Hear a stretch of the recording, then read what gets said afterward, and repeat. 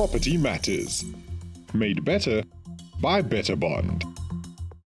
Buying a home is not just a big financial commitment, it is also an emotional decision. But it is important to take off those rose-tinted glasses when you think you've found the one. Today, an expert tells us what to look out for before taking the leap and signing on the dotted line.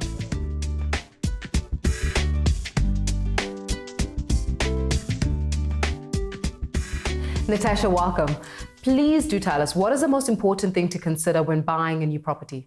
It's important to get pre-qualified. So getting pre-qualified basically means that you find out from the banks how much you can afford for a property. So once you know the amount that you qualify for, what are the next steps? Write your wish list so that you know, okay, I'm going to live in this location and I can't afford to live in that location. Because once you've got that location, you need to drive around, you need to have a sense of the place, you need to understand what your route is between your work and your home, your new home. That's the main thing. And then what you also need to do is to contact the agents and then ask the agents about those particular properties that you want to see. And how do I know what the right property type is for me? So mainly, if it's the lower price range, you'll be living in a complex. Yeah. So you need to actually understand that, okay, they have a set of rules that I'm supposed to follow. And then if you're not the type of person that can follow those kinds of rules, then there's no point in you buying into that property. There are a lot of people who actually don't ask the questions before they go to the properties. So you need to know the conduct rules. Do you understand that, okay, this place doesn't take pets and you've got 2 dogs? Then what's the point of buying that property? So location, understanding the type of property you want to buy, and then understanding how that complex or that estate runs. The other thing that people would have to look at, for example, is the financials. You need to know that, okay, your personal financials and the financials of the complex. You need to know that you can afford to live on that property. Even if you've been pre-qualified, there are levies to pay, the city of Joburg to pay, there are fines to pay if you party too much. Tell me about it. you see, so you need to factor in all of that. There's electricity to pay, there's reserve levy to pay. Do you understand what a reserve levy is? Then once you actually understand all of that, then you say to yourself, okay, I think I know that this is my kind of place. But then you get a lot of situations where people don't look at all of that and they buy into this beautiful place and then they have 1 parking and they don't have 2 parkings. Then there's the electricity bills too high and then it just goes downhill.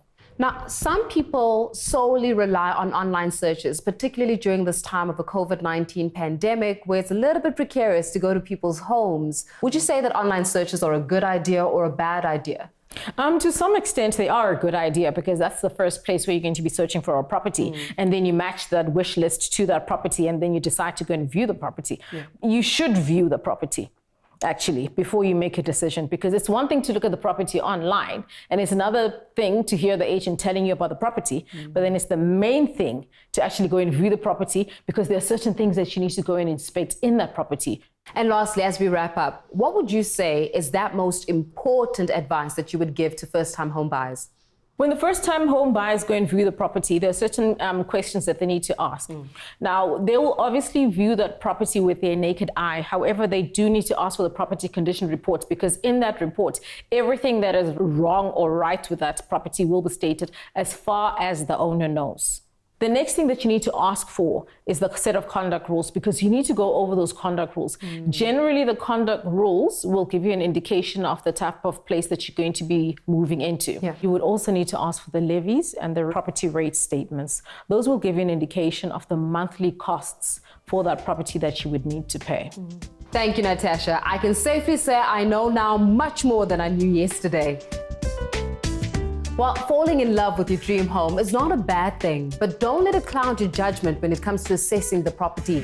Being practical, doing all the necessary checks, and being thorough will serve you in the long term. And when all is said and done, you'll hopefully be able to move into your new home without any surprises.